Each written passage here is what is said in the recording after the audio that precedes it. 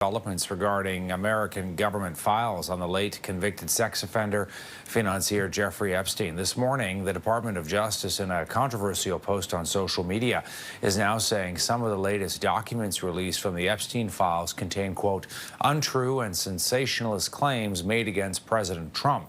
The post on X reads in part, quote, to be clear, the claims are unfounded and false. And if they had a shred of credibility, they certainly would have been weaponized against President Trump already.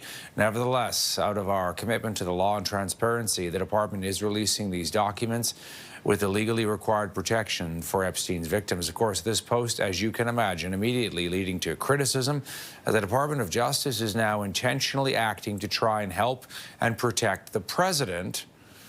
Let's bring in CTV News political analyst Eric Ham, who covers U.S. politics for us. Eric, good to see you. Your thoughts on that message sent out on social media?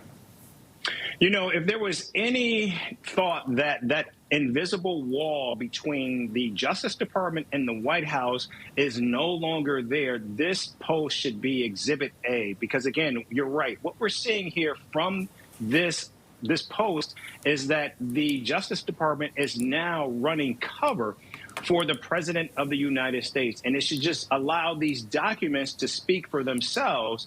And Donald Trump certainly has access to legal advice to be able to counter any claims about his involvement with Jeffrey Epstein. But again, this just makes clear how the president worked very closely with the Department of Justice to try to stall and keep these documents, and more importantly, his linkages and connections to Jeffrey Epstein under the rug. I wonder how the Department of Justice can credibly say that some of the claims are untrue. I mean, how would they actually know that, Eric? That's another good point, because, again, Donald Trump has not, at least as far as we know, been investigated in his involvement with Jeffrey Epstein. But again, what we're seeing from the Justice Department is, once again, placing its thumb on the scale to at least exonerate the president for any wrongdoing. And again, what we continue to hear from some of those victims is a far different story. And certainly the Justice Department, at least under this president, is not going to investigate those claims. But nevertheless, the fact that we are seeing the Justice Department weigh in shows that, at least in this administration at this time, justice, at least when it comes to the president, is no longer blind. The president also perhaps trying to deflect by saying he's disappointed to see pictures of former President Bill Clinton with Jeffrey Epstein being made public, and his thoughts on that. What do you think is happening there, Eric?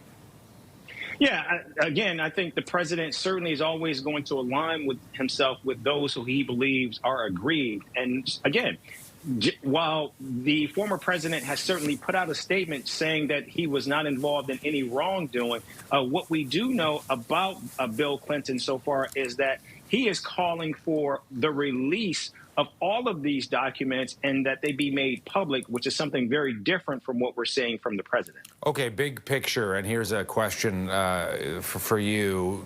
I mean, frankly, does any of this matter, Eric? I mean, it's, you know, Christmas in a couple of days. The department is now saying, look, there's untrue claims, sensationalist claims. You know, there's just a mountain of documents that are coming. Your read on whether it really amounts to much? It actually does. And the reason it does is because this is what Donald Trump worked up his MAGA base of support to want. And they have been calling and clamoring for this. In fact, before the release of these documents, we know that much of this, or at least some support for the president, began to wane because of his lack of transparency on this issue. And now that we see that he has come to this place kicking and screaming to release these documents, we know that this is going to continue to be an issue for the president between now and November, especially as many Republican lawmakers in both the House and Senate continue to make their exits and also begin to speak out and call for greater transparency around this issue. Eric Ham, our U.S. political analyst, joining us from Washington, D.C. Good to see you, Eric. Thank you. You too. Thanks so much.